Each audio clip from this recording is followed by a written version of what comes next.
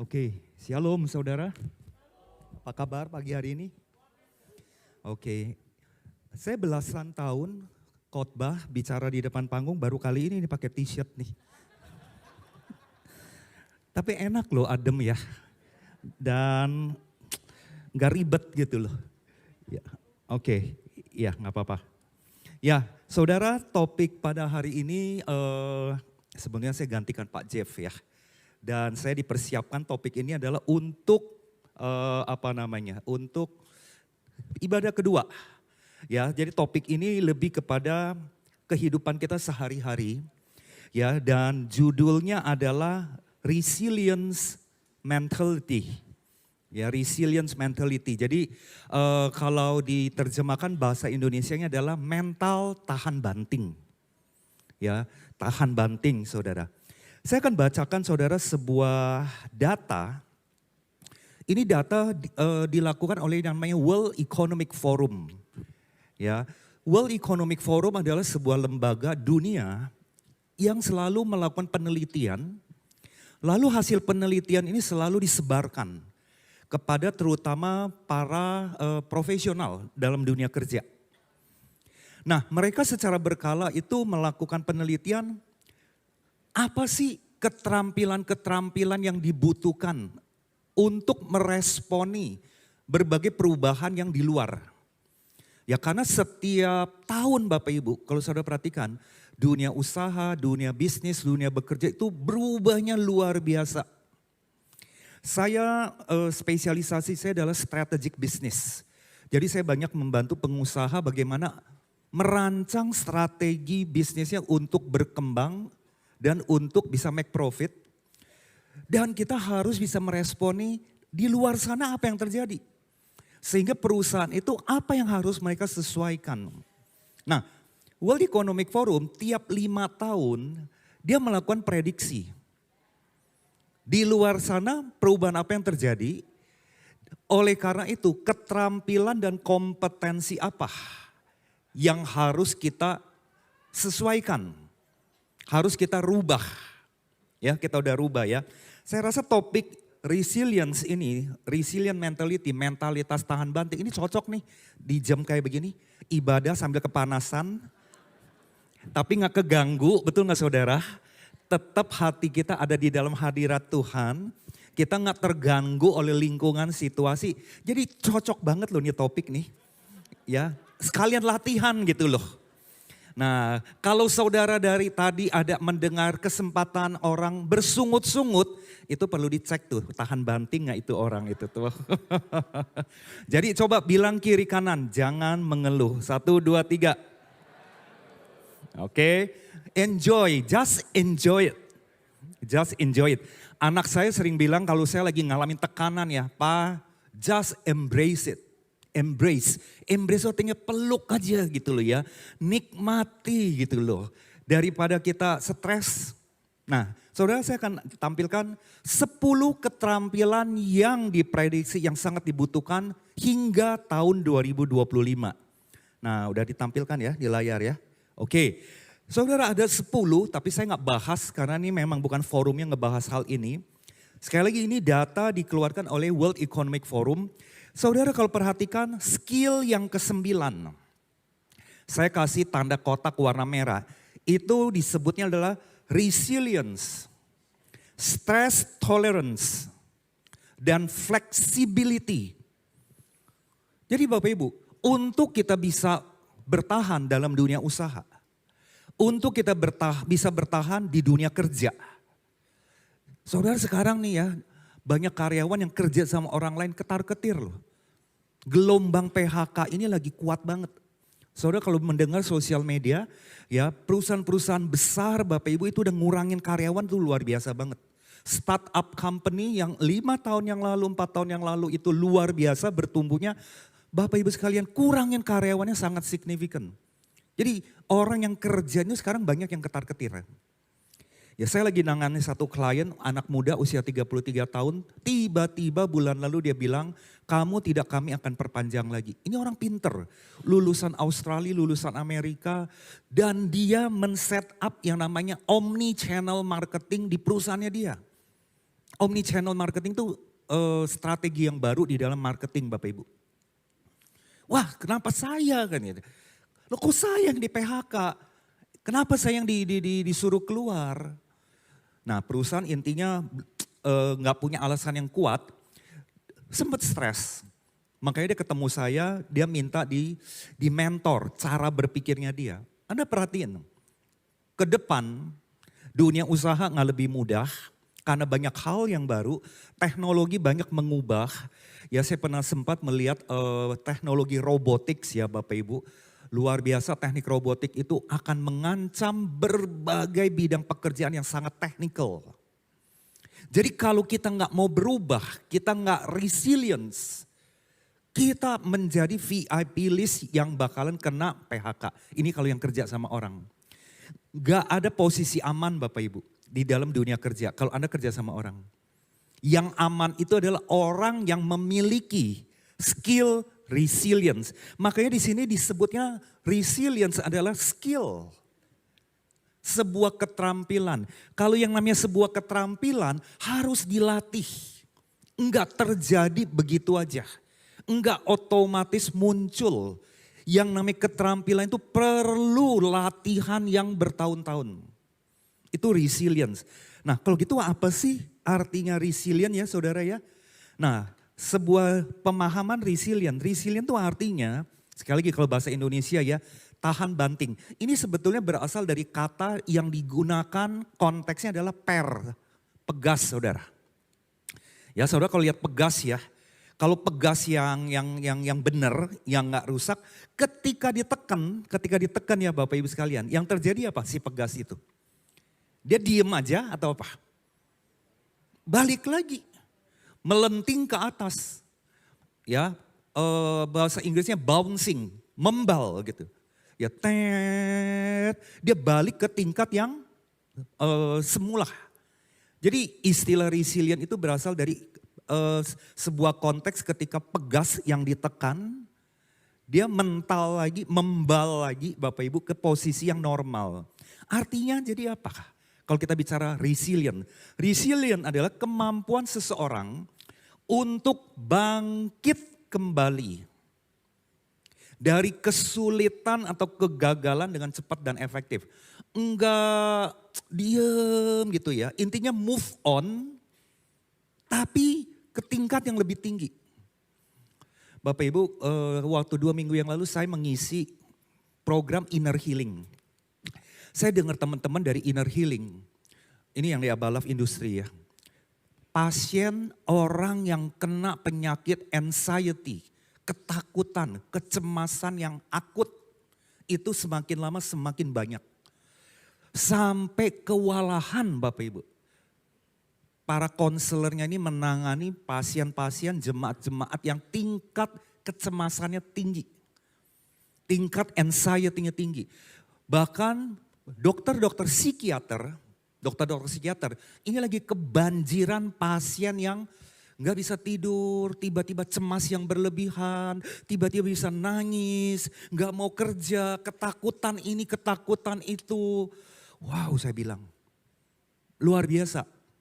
Nah pada waktu 2 minggu yang lalu saya sharing, orang ketika ngalamin tekanan, responnya itu ada 3 Bapak Ibu.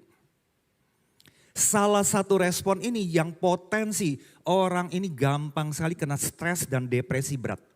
Ada 3 respon ketika kita ngalamin tekanan. Yang pertama, fight. Kita lawan gitu loh ya. Orang ini kalau ditekan, dia akan ngelawan. Bang, bang, bang, bang, bang, bang, bang, bang, bang, bang. Dia akan fight. Ya makanya Anda kalau ketemu yang tipe fight, jangan sekali-sekali dikritik. Sekali dikritik dia akan muncratkan Anda berbagai perkataan-perkataan. Saudara, kalau saudara perhatikan di sosial media ya, di TikTok ya, saudara pernah lihat nggak? Ini baru terjadi seminggu ini. Jadi ada satu dokter muda perempuan di Sumatera Utara Bapak Ibu, pernah lihat? Ini seru banget ya. Ini hanya urusan dia di klakson di belakang, dia dokter loh. Lagi koas, di klakson, tin. Dia lagi mau keluar parkir atau cari parkir, saya lupa. Tin. Lalu Bapak Ibu sekalian, dia nggak kangguan bahasa Jermannya, ngerti? Nggak kangguan gitu ya. Dia keluar dari mobil Bapak Ibu, dia samperin yang kendarai mobil di belakangnya dia. Dia ketok-ketok pintu, dia gedor eh, ya bagian kap mesinnya gitu ya Bapak Ibu. Dan jadi viral. Ngeri banget respon tuh anak muda, si dokter muda itu. Matanya melotot, udah begini. Nah itu adalah kan kemampuan resiliensinya. Jadi semakin banyak anak muda yang kena penyakit anxiety, kecemasan tingkat akut. Saudara mesti hati-hati loh poin ini nih. Saudara kalau mau tahu lebih jelas silakan ngobrol dengan psikolog, psikiater, dan teman-teman pelayanan di inner healing. Jadi yang pertama fight, jadi ketika mengalami tekanan, wah dia lawan. Yang kedua flight, flight itu terbang ya. Terbang, pura-pura seolah-olah nggak ada masalah didiemin aja.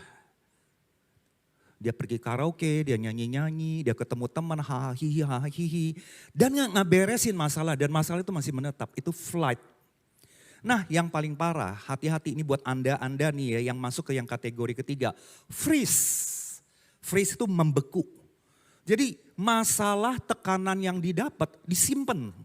Enggak diomongin, enggak diceritain, enggak dikeluarin. Makanya kita di SPK kan ada satu moto, keterbukaan adalah awal pemulihan. Ini disimpan. Jadi orang yang freeze, respon stresnya freeze, ketika ada problem dia simpen. Dia simpan, dia renungkan siang dan malam. Akibatnya efek salju Bapak Ibu.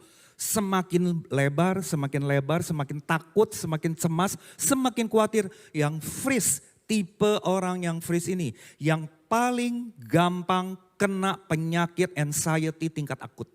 Dan akhirnya kena OCD Bapak Ibu. Obsessive Compulsive Disorder, OCD itu ini penyakit kejiwaan. Ya maka psikiater laku. Buat Bapak Ibu yang nanti anaknya mau masuk kedokteran, ambil jurusan psikiater. Karena akan semakin banyak pasien psikiater. Paham ya maksud saya? Saya sendiri kan backgroundnya bisnis, tapi saya punya sertifikasi life coach. Bagaimana membantu orang berkembang, mereka punya potensi, tapi dengan teknik-teknik coaching Bapak Ibu, bukan teknik konseling. Teknik coaching dengan teknik konseling beda banget. Ya, dan saya belajar itu harus menghabiskan 600 jam proses belajar. Ngabisin duit yang cukup gede. Saya punya sertifikasi itu. Dan saya bisa baca pola pikir seseorang dengan ngobrol 30 menit aja. Jadi kalau Bapak Ibu mau di Terawang ya, ngobrol dengan saya 30 menit saya bisa bacain tuh. Anda punya cara berpikir. Bapak Ibu, karena saya punya sertifikasi itu. Jadi banyak para pengusaha yang kirim direkturnya, GM-nya, anaknya untuk life coach one on one. Saya mau bilang Bapak Ibu, hampir 50% orang yang saya coach selama 10 tahun terakhir ini eksekutif top level ya. Rata-rata punya tingkat kecemasan yang sangat tinggi. Enggak tahan banting. Makanya kenapa World Economic Forum dia bilang ya salah satu skill yang harus dikuasai di era sekarang ini. Diprediksi sampai tahun 2025 adalah sebuah keterampilan tahan banting. Kemampuan untuk stress tolerance.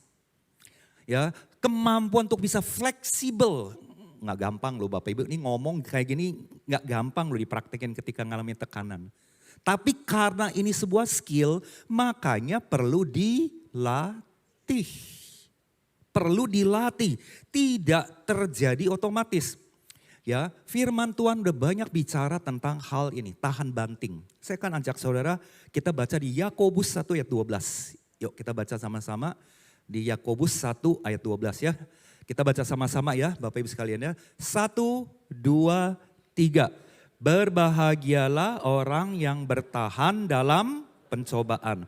Sebab apabila ia sudah tahan uji, ia akan menerima mahkota kehidupan yang dijanjikan Allah. Ya, tahan uji.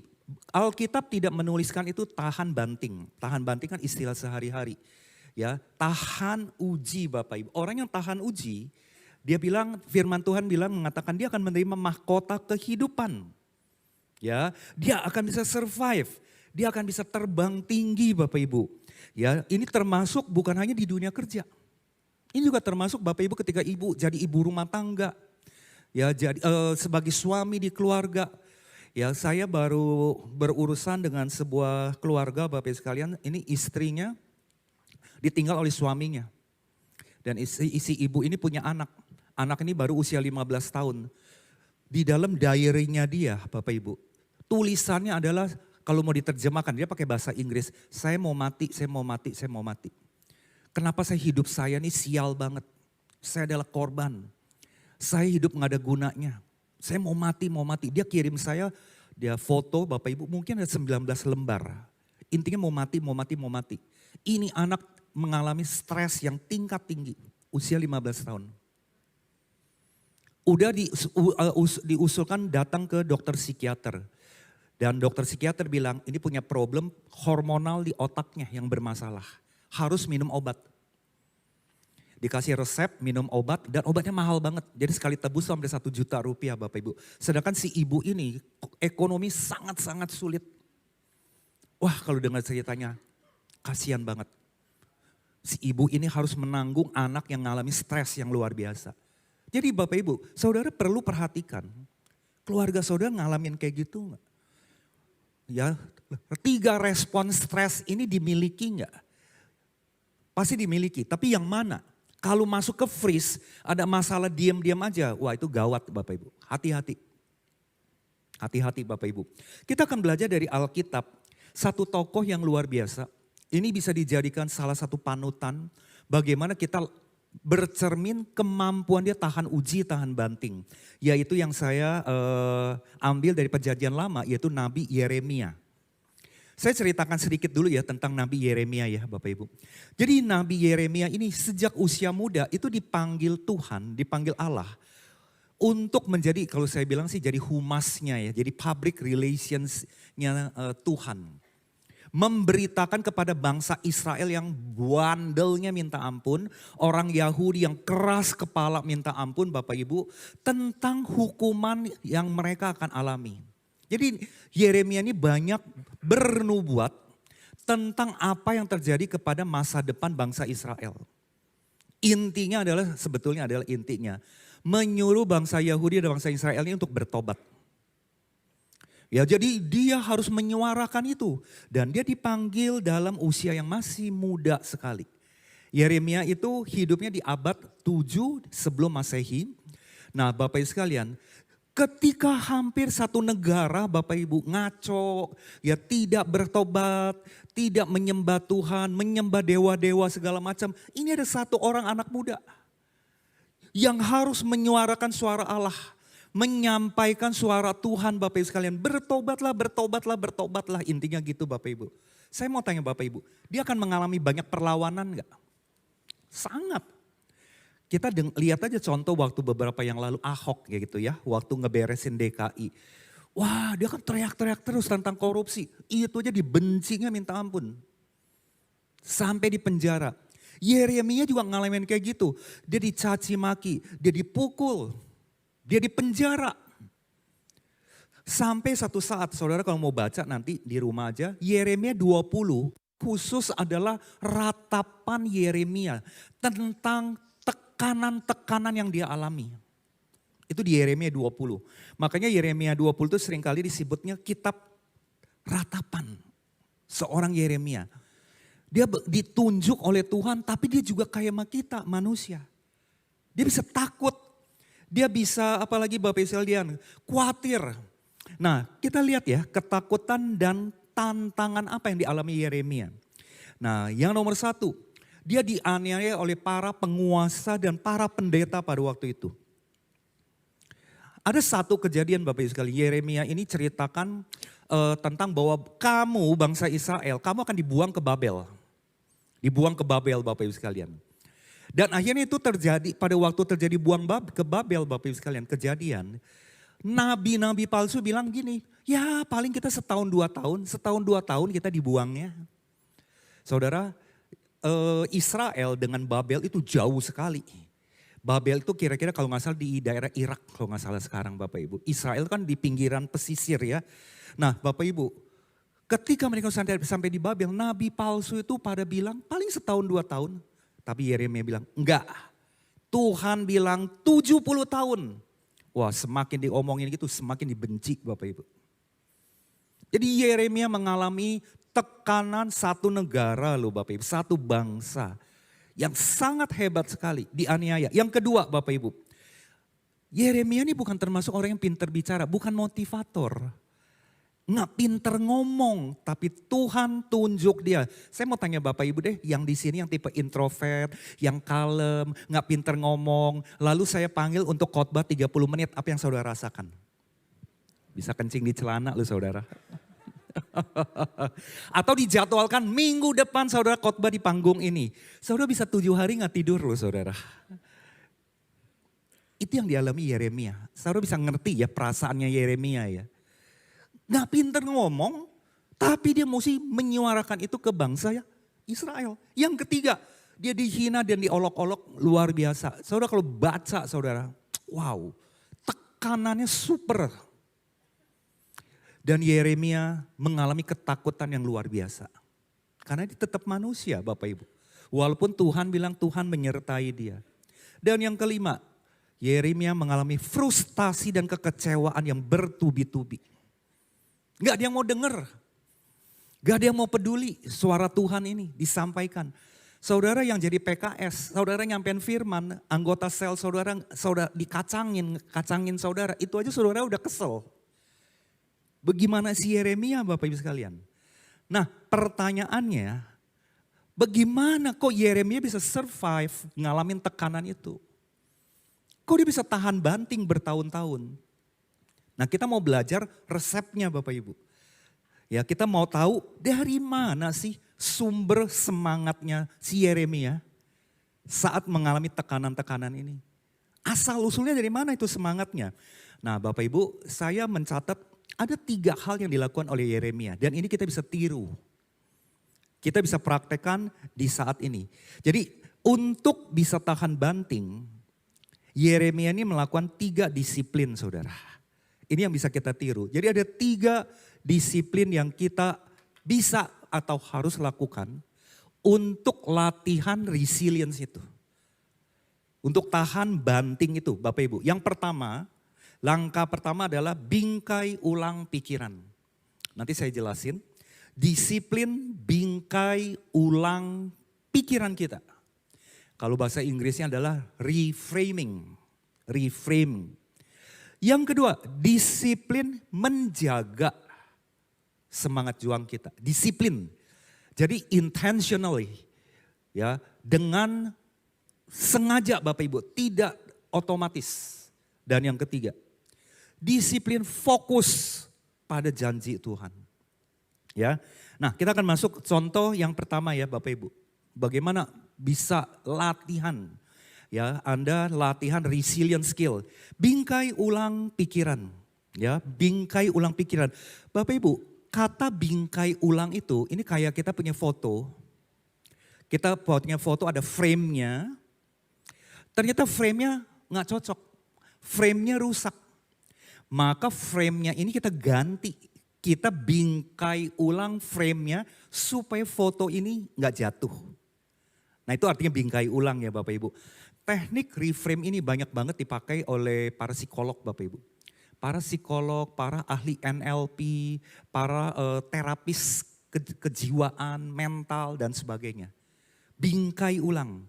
Nah Bapak Ibu sekalian, yang dilakukan oleh Yeremia apa dalam bingkai ulang? Ini tertulis di dalam Yeremia 20 ayat 11. Ketika dia mengalami tekanan, dia menulis gini, dia takut kan Bapak Ibu, dia takut dianiaya dan sebagainya. Lalu Bapak Ibu, dia mulai reframe dengan kata-kata tetapi. Jadi kalau baca di ayat 1 sampai 10, itu bicara tentang penderitaan, penganiayaan yang dia alami, stres yang dia alami. Lalu ayat 11 dimulai kata, memang aku lagi ngalamin tekanan. Tetapi, dia bingkai ulang tuh pikirannya dia tuh.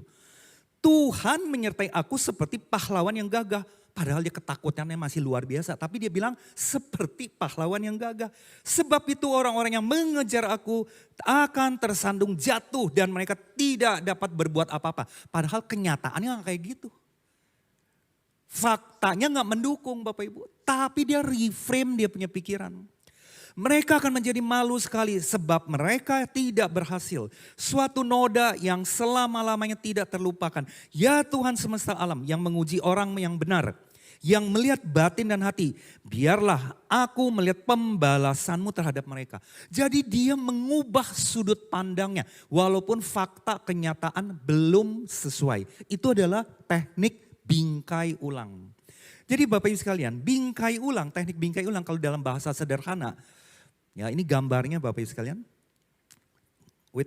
Ini loncat ya. Nah ini dia, bingkai ulang ini seperti ini Bapak Ibu. Kita lagi ngalamin petir dan hujan, tapi kita punya berpikir, kita robah seperti seolah-olah kita lagi ngalamin pelangi. Pikiran kita dirubah, dibingkai ulang, disetting ulang. Itu bingkai ulang. Jangan diperbesar, dimagnify, diperdalam, di zoom yang lebih besar kesulitan problem-problem kita. Makanya orang yang tipe freeze, stress responnya freeze itu paling celaka Bapak Ibu. Dia ngalamin kesulitan dikit nih, kesulitannya cuma seujung kuku. Dia perbesar pakai binocular ya, pakai kacamata pembesar ya Bapak Ibu. Digede-gedein. Cara digede-gedein masalahnya gimana? Sharing ke sini, konseling ke sini. Konseling nggak satu orang, 10 orang lu dia konseling lu. Dia cerita problem-problemnya dia perbesar problem-problemnya dia.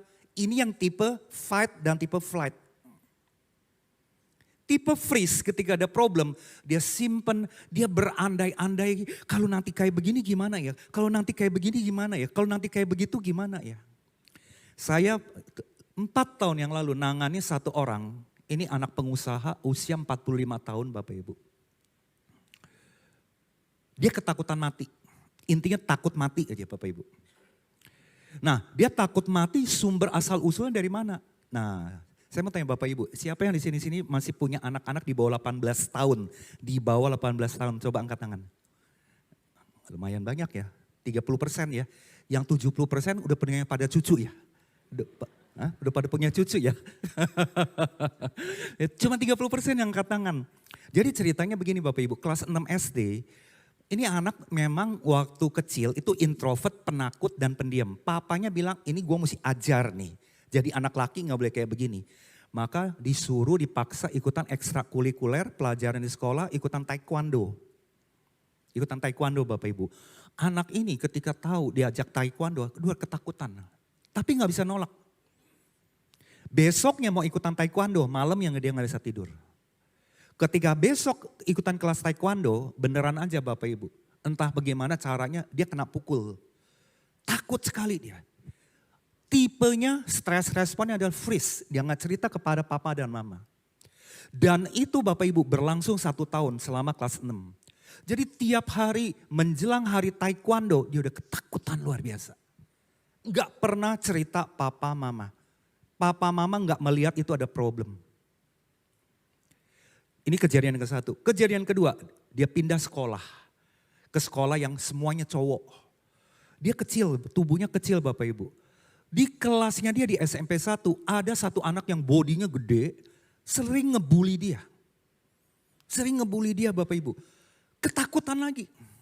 Jadi tiap besok hari mau ke sekolah, tiap hari mau sekolah Bapak Ibu, ketakutan itu muncul.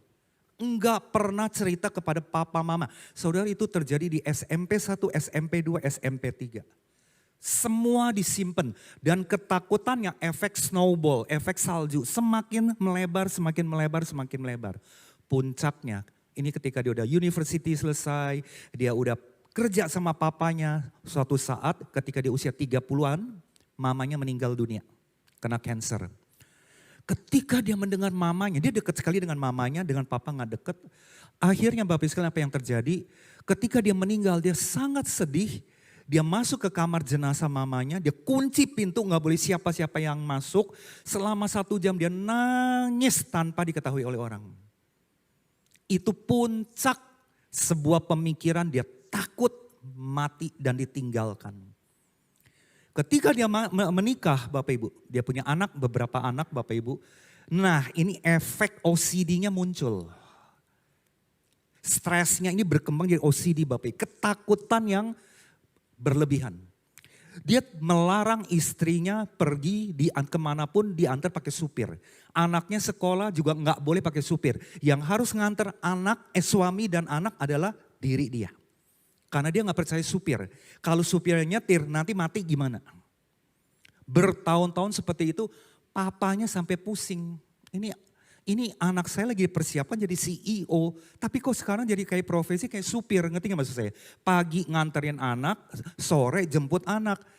Tinggalnya daerah Sunter, kemudian anaknya tuh ya sekolahnya di Jakarta Timur Bapak Ibu. Kira-kira butuh 1 jam untuk antar pulang pergi. Istri tertekan, anak-anak tertekan. Ini contoh Bapak Ibu sekalian. Dia magnify problem yang ada. Perbesar yang ada. Jadi Bapak Ibu hati-hati ketika Anda ngalamin tekanan, diperbesar nih Bapak Ibu. Di zoom out gitu ya. Tidak disegera dilakukan bingkai ulang. Maka Bapak Ibu sekalian, kita akan jadi stres dan tidak bisa apalagi lentur ya seperti pegas. Bagaimana dong cara prakteknya, simpelnya lakukan bingkai ulang. Ya, nah slide ini saya berikan Anda 3 yang praktis. Ketika kita lagi ngalamin tekanan, kesulitan, problem. 3 pertanyaan ini yang saudara bisa pakai untuk saudara tanyakan kepada diri sendiri. Pertanyaan yang pertama, apa sih yang saya bisa kendalikan dan yang saya bisa lakukan? Saya nggak bisa lakukan A nih, tapi saya bisa lakukan apa? Ya, Bapak Ibu sekalian, pertanyaan yang kedua, kejadian ini pelajaran berharga apa nih yang saya bisa petik? Saya tidak mau lihat kerusakan yang negatif, tapi pelajaran berharga apa yang saya bisa lakukan? Atau peluang apa yang saya bisa ambil dari kegagalan ini? Saya kasih saudara sebuah contoh ya. Bapak Ibu sekalian, ini adalah seorang petani ayam. Ya ini di desa Bapak Ibu. Dia belasan tahun beternak ayam, ratusan ayam. Dan hidupnya dari peternakan ayam. Suatu saat dia tinggalnya tuh gak jauh dari sungai. Sungai ini tiba-tiba meluap. Dan daerahnya dia itu kebanjiran. Direndam oleh air. Itu gak sehari 2 hari, berbulan-bulan. Akhirnya satu persatu ayamnya mati Bapak Ibu. Ketika ayamnya mati, stres. Gak bisa cari uang lagi. Berbulan-bulan cuman diem, bengong, tipe freeze Bapak Ibu. Bengong, bengong. Stres, gak bisa dapat duit lagi. Mesti ngapain? Istrinya sedih banget, prihatin banget. Lalu si istri ngomong satu saat setelah berbulan-bulan istri ngomong gini. Papa, kamu kan kalau udah gak bisa beternak ayam, ya beternak yang lain lah. Istrinya mulai ajak dia bingkai ulang. Kalau nggak bisa ayam, kenapa kamu nggak berternak bebek aja? Bebek itu kan senang air. Wah, dia tiba-tiba kaget saudara. Fokus dia selama ini adalah ayam. Kalau ayam nggak bisa, kenapa nggak yang lain aja? Bebek aja. Akhirnya dia dapat inspirasi itu, dapat pencerahan itu. Dia mulai beternak bebek dan akhirnya dia survive. Bapak Ibu, saya mau ajak Anda, coba Anda keluarin tangan kiri Anda. Tangan kiri Anda. Telapak tangan kiri ya. Oke, tangan kanannya jangan dimainkan, tangan kiri. Ketika Bapak Ibu buka telapak tangan kiri, tangan kanan Anda kelihatan enggak? Enggak kan? Kalau Anda fokus tangan kiri, tangan kanan Anda enggak kelihatan kan? Nah, tangan kiri ini mewakili Bapak Ibu ketika ngalamin tekanan. Apa yang Anda tidak bisa lakukan, tidak boleh lakukan, dan Anda tidak punya. Ini tangan kiri. Tangan kiri jadi mewakili tidak bisa, tidak boleh, tidak punya. Ketika ngalamin tekanan. Coba Anda ulangi lagi. Tangan kiri apa artinya? Tidak bisa, tidak boleh, tidak punya. Kayak petani bebek itu. Yang dia tidak punya apa? Bebeknya ayam mati, betul nggak? Yang dia tidak bisa apa? Dia tidak bisa sedot itu banjir. Dia tidak bisa sedot air itu kemana-mana karena sungai udah meluap. Yang tidak boleh lakukan apa? Untuk dapat duit dia nyolong, kan nggak boleh lakukan. Ini tidak boleh, tidak bisa, tidak punya. Si petani bebek berbulan-bulan fokus kepada tangan kiri. Kenapa ya? Kenapa ya? Andaikan nggak banjir ya, kan saya masih bisa ternak ayam. Kenapa ya? Kenapa ya? Fokusnya tangan kiri. Nah sekarang tangan kirinya turunin. Bapak Ibu tangan kanan keluarin sekarang. Tangan kanan sebaliknya, ini bingkai ulang. Apa yang saya bisa lakukan? Apa yang saya boleh lakukan? Apa yang saya punya? Ini bingkai ulang. Ya, jadi tangan kanan ini adalah yang boleh, yang bisa, yang punya, yang saya punya. Coba Anda ulangi, tangan kanan apa? Nah Bapak Ibu ketika Anda fokus tangan kanan, tangan kirinya kelihatan nggak? Enggak. Ketika saya fokus tangan kiri, saya akan ketemu solusi nggak? Nggak bakalan. Yang muncul adalah stres, stres, stres. Tapi ketika saya fokus tangan kanan, saya akan ketemu solusinya. Istrinya yang ngebantu, Pak kalau nggak bisa ayam, kan bebek bisa. Ngerti maksud saya Bapak Ibu ya. Jadi bingkai ulang itu tahap yang pertama adalah cara kita memandang, cara berpikirnya.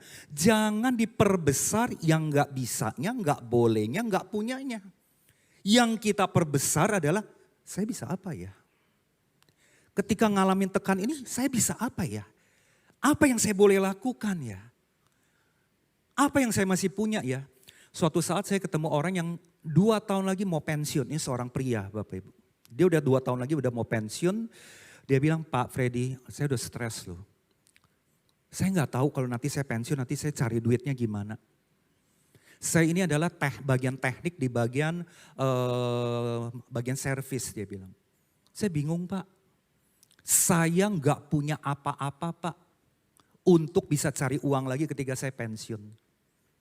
Fokusnya dia adalah dia tidak punya uang untuk bisnis, dia tidak punya uang banyak untuk buka modal, dia tidak bisa untuk ngundurin pensiunnya dia diperpanjang, dia nggak punya wewenang di situ. Dan yang jelas dia kalau nggak punya duit dia nggak boleh nyolong. Fokusnya adalah yang saya tidak bisa, yang saya tidak bisa, yang saya tidak bisa, yang saya tidak punya. Fokusnya seperti itu ketika ketemu saya. Ini si bapak ini muram banget. Lalu saya bilang gini, Pak kalau bapak bilang bapak nggak punya modal apa-apa.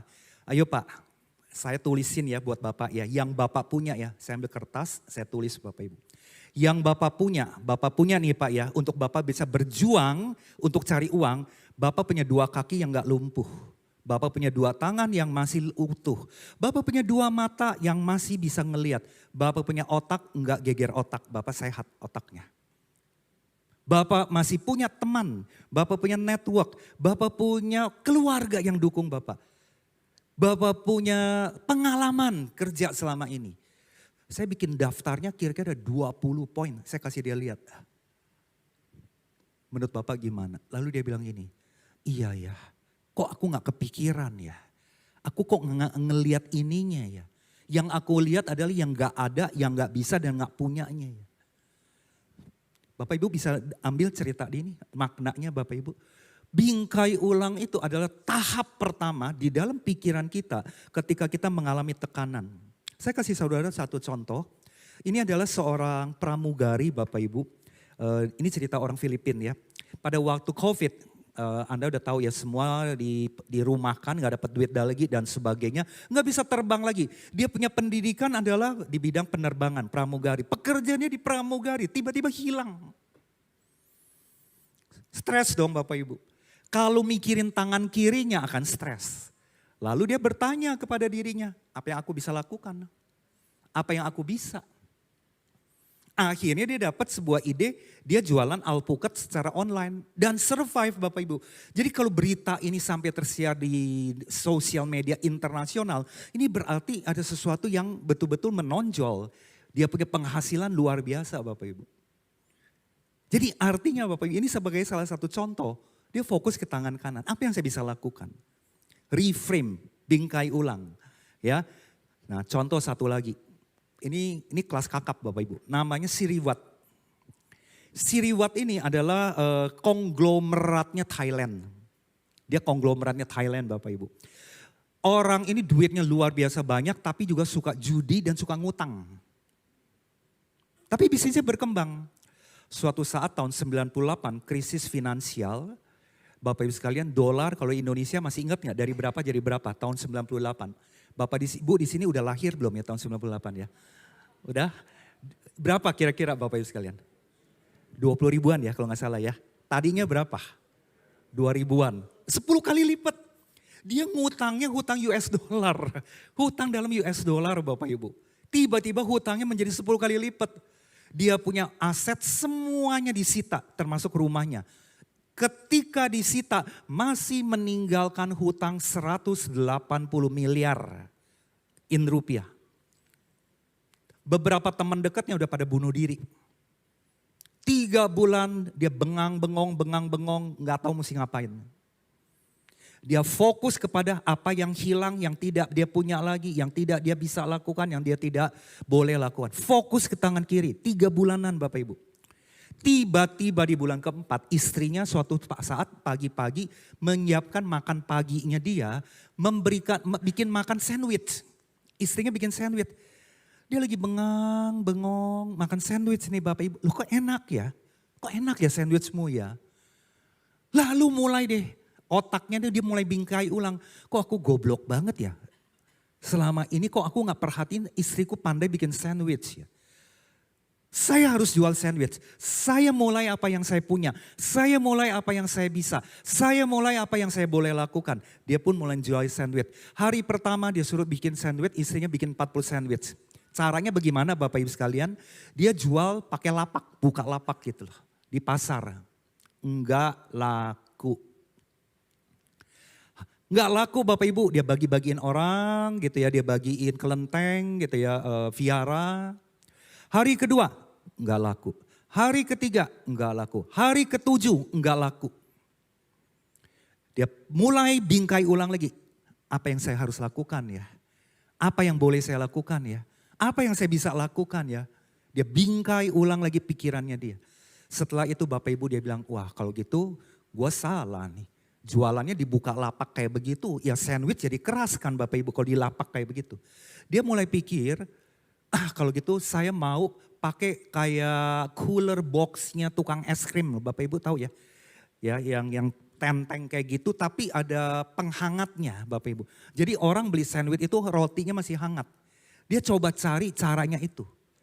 Pakai cooler box, dia mulai jualan di jalanan. Itu fotonya pada waktu dia lagi kere Bapak Ibu. Ini konglomerat loh Bapak Ibu. Dia gak meratapi apa yang hilang. Tapi lewat 3 bulan baru bertobat cara berpikirnya. Konglomerat Bapak Ibu. Hari pertama dia nongkrong di pinggir jalan, ketemu wartawan.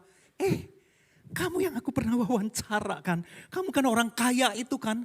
Kok kamu jualan kayak gini? Gak masalah. Ini yang saya bisa lakukan untuk saya bisa pulih. Lalu Bapak Ibu dia punya tindakan untuk lakukan di jualan pakai warmer box ini. Difoto. Diwawancara, dimasukin di dalam sosial media. Geger Bapak Ibu di Bangkok. Tiba-tiba dia dikenal. Hanya butuh kurang lebih seminggu. Dia punya jualan itu dicari-cari orang. Orang itu penasaran aja. Kok bisa ya konglomerat itu mau jualan sandwich di pinggir jalan. Ya seperti dia. Orang penasaran karena pengen tahu aja dan beli. Ketika enak menjadi buah bibir Bapak Ibu sekalian. Singkat cerita, hanya butuh beberapa tahun dia buka cabang-cabang sandwich di rumah sakit. Dan butuh beberapa tahun, 10 tahun kemudian dia punya bisnis go public, TBK. Dan dia bisa lunasi hutang 180 miliar. Saudara lihat, ketika dipencet dan melenting lagi Bapak Ibu. Itu namanya resilient. Ketika gagal, nyungsep, naik lagi Bapak Ibu. Caranya gimana? Bingkai ulang cara berpikir kita. Ketika kita berpikirnya udah berbeda, maka yang terjadi adalah kita ketemu jalan keluarnya. Ketika kita perbesar tangan kiri kita, maka kita akan suntuk, nggak ketemu solusinya. Coba Anda ulangi lagi Bapak Ibu sekalian, tangan kiri mewakili apa? 1, 2, 3. Oke, tangan kanan mewakili apa? Yang harus kita fokus tangan kiri atau tangan kanan? Ketika kita fokus tangan kanan, tangan kirinya kelihatan nggak? Nah itu dia. Semoga Bapak Ibu yang sedang mengalami tekanan hidup, dalam ekonomi, dalam keluarga, saudara praktekkan, bingkai ulang. Amin saudara. Siapa yang mau pulih Bapak Ibu sekalian? Amin. Yang mau pulih dalam berbagai tekanan katakan amin. Amin. Ya saya doakan saudara akan cepat lentingnya lagi, naik lagi. Nggak ada kata amin. Ini karena faktor AC kali ya. Oke, yang kedua Bapak Ibu. Yang kedua tipsnya adalah disiplin rohani, jaga semangat. Bapak Ibu, semangat kita itu adalah peluru untuk bagaimana kita menghadapi tantangan-tantangan. Semangat ini perlu dijaga, enggak otomatis muncul, perlu dijaga. Bapak Ibu, saya mau tanya Anda ya, kalau Anda sekarang ini lagi pilek, lagi batuk, badan lagi meriang, Anda lagi kena radang, Anda diemin atau Anda cari obat? Cari obat. Tujuannya cari obat apa Bapak Ibu? Sembuh. Tapi yang heran banyak anak Tuhan yang ketika pikiran negatifnya muncul nggak cepet-cepet cari obat tuh. Pikiran negatifnya itu dimasukin, didiamkan, direnungkan, apalagi yang tipe freeze. Ya ini secara cepat aja, ini ngebahas ini bisa 1 jam tersendiri nih. Ya saya bahas cepat ya karena waktunya udah hampir habis saya nih. Oke, lalu Bapak Ibu caranya gimana? Jangan masukkan racun ke dalam pikiran saudara. Betul gak saudara? Racun itu perlu difilter. Bapak Ibu, Dr. Caroline Leaf ini adalah ahli otak. Ya PhD Bapak Ibu. Dia lakukan penelitian. Populasi di dunia, ini berdasarkan dia punya survei ya. Yang dia hasil penelitian dia mengatakan gini. Orang yang terbiasa filter otaknya dipakai. Menyaring mana yang baik, mana yang gak baik. Populasi dunia itu cuma 5%. 95% manusia toksik masuk, pikiran negatif masuk, racun masuk, enggak difilter. Enggak punya keterampilan menyaring. 5% loh Bapak Ibu, hanya 5%. Ya, kalau saudara pernah mendengar ya, kemampuan menyaring otak itu ada di bagian di sini. Ini bagian otak yang namanya prefrontal cortex. Ini adalah sensor otaknya kita. Dan 95% kita nggak terbiasa. Anak-anak kita nggak terbiasa. Makanya kenapa banyak orang yang responnya nggak karu-karuan. Ini yang kedua, ini saya percepat aja dia Bapak Ibu. Dan yang ketiga Bapak Ibu. Ya, yang ketiga, disiplin pikiran kita fokus pada janji Tuhan. Fokus pada janji Tuhan. Disiplin Bapak Ibu. Nah Yeremia 29 ayat 11 itu dia menulis. Sebab aku ini mengetahui rancangan apa yang ada padaku mengenai kamu. Demikianlah firman Tuhan. Yaitu rancangan damai sejahtera dan bukan rancangan kecelakaan untuk memberikan kepadamu hari depan yang penuh harapan. Yeremia 29 ayat 11 ini ditulis kepada bangsa Israel yang sedang ada di Babel. Di pembuangan Bapak Ibu. Firman Tuhan, mereka bilang 2 tahun, kita cuma 2 tahun. Tuhan bilang 70 tahun, tapi don't worry. 70 tahun kamu digembleng, setelah 70 tahun aku kembalikan kamu ke Israel. Fokus pada janji Tuhan. Saudara tahu enggak? Berapa persen bangsa Israel yang di pembuangan itu yang berhasil kembali ke Israel? Sedikit sekali, sisanya enggak survive. Karena cara berpikirnya berbeda. Bapak Ibu saya punya sebuah gambar. Anda lihat ya, Anda lagi nyetir mobil nih malam hari. Supaya Anda tiba di tujuan, Anda pasti akan nyalain spotlightnya Anda dong, lampu mobilnya dong, betul gak? Saya mau tanya Anda, supaya Bapak Ibu bisa tiba di tujuan dengan selamat, fokusnya Anda adalah bagian terangnya atau bagian gelapnya? Bagian terangnya dong, kok gak perhatiin bagian gelapnya? Kalau kita fokus ke bagian gelapnya yang terjadi apa Bapak Ibu? Kejebur. Betul nggak? Akan kejebur Bapak Ibu, akan nabrak. Sama. Ketika kita ngalamin tekanan dan kita mau tahan banting, Jangan fokus kepada sisi gelapnya. Fokus kepada sisi terangnya. Ya, sisi terangnya adalah apa Bapak Ibu? Pikirkan apa yang baik menurut firman Tuhan terutama. Nah, saya akan kutip satu orang punya pernyataan, dia bilang gini. Nelson Mandela. Ini orang yang mengalami tekanan luar biasanya. Dia bilang gini, jangan nilai aku dengan kesuksesanku. Tapi dari berapa kali aku jatuh dan bangkit kembali. Ini si Nelson Mandela. Kamu jangan lihat ujungnya, saya berhasil. Coba kamu lihat sejarah hidup saya. Ketika saya jatuh, berapa kali saya bangkit kembali. Ya, nah Bapak Ibu, untuk Anda bangkit kembali, Anda mau pakai, bisa ada dua pilihan energinya. Coba saudara dengarkan baik-baik ya, ini pernyataan yang terakhir yang penting. Untuk saudara bisa bangkit kembali, sumber energi Anda ada dua. Yang pertama, andalkan logika Anda. Andalkan kekuatan Anda. Ini sumber yang ke satu. Sumber yang kedua, dari Tuhan. Bapak Ibu sadar gak sih, kita ini manusia hidup di dalam dua alam loh. Alam fisik dan alam supranatural.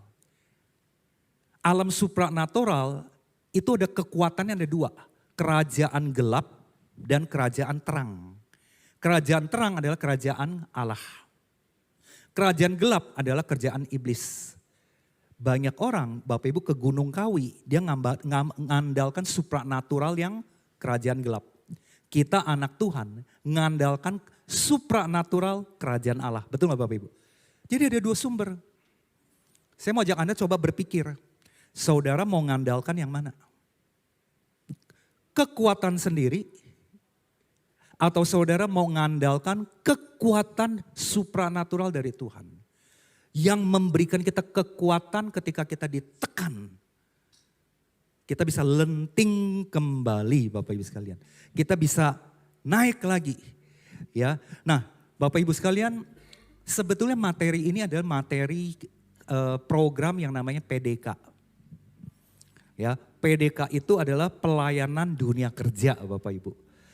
Ya, 5 bulan berturut-turut, setiap seminggu dalam 1 bulan, kita ada pelayanan topik-topik dunia kerja. Ini ada pelayanan dunia kerja Bapak Ibu. Bulan depan ya saudara akan di sini nggak ada e-flyersnya ya. Saudara akan dapat pembekalan dikaitan dengan dunia kerja lagi. Itu bulan depan Bapak Ibu sekalian. Ya.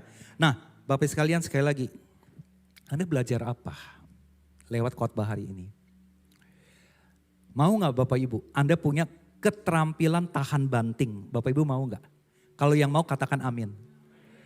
Perlu nggak Bapak Ibu? Kita punya daya tahan bantingnya itu masuk ke sumber kerajaan Allah. Anda mau nggak? Karena Anda tidak bisa sendirian. Setuju nggak? Di luar Tuhan semuanya sia-sia. Ada sebuah lagu, saya minta para singer ya, dan WL boleh lead. Ada sebuah lagu yang mengatakan, saya tidak bisa sendirian. Saya butuh Tuhan untuk jalani hidup ini. Ya silakan. Kita akan nyanyikan bersama ya lagu ini ya.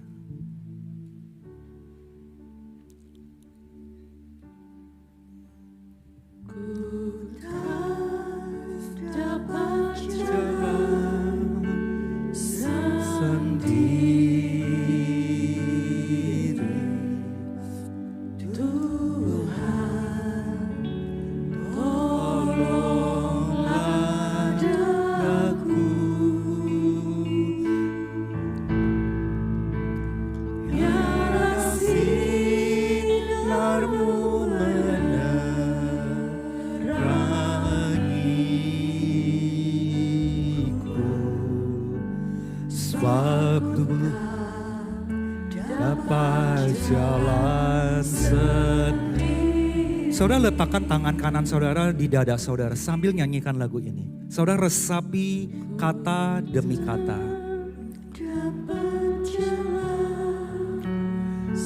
Sendiri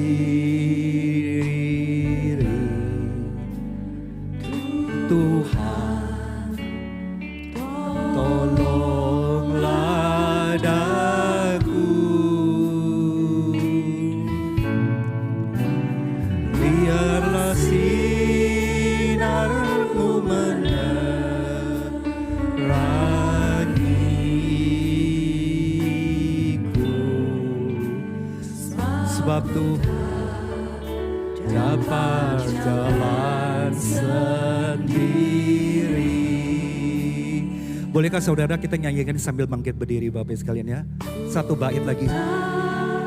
Dapat jalan sendiri.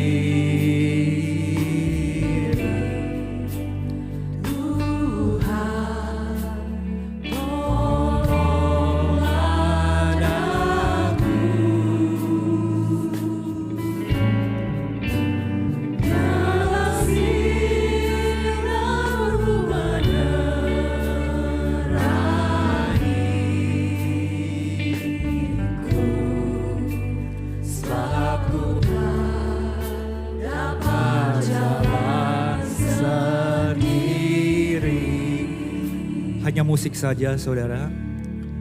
Saudara, ketika saudara dengar firman Tuhan hari ini, Tuhan bicara apa kepada saudara? Saya berikan waktu kurang lebih 30 detik saudara berdialog dengan Tuhan.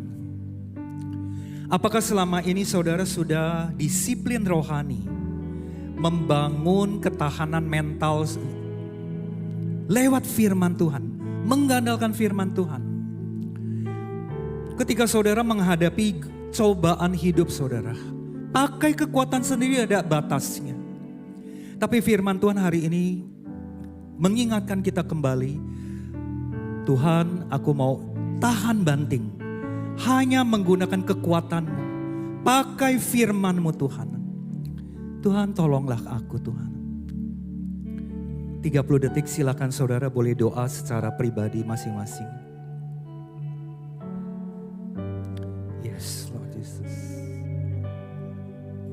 Ambil sebuah komitmen saudara, keluar dari ruangan ini. Tuhan aku mau mengandalkan Engkau Tuhan. Karena kekuatanku terbatas untuk aku bisa tahan banting. Aku butuh Engkau Bapak.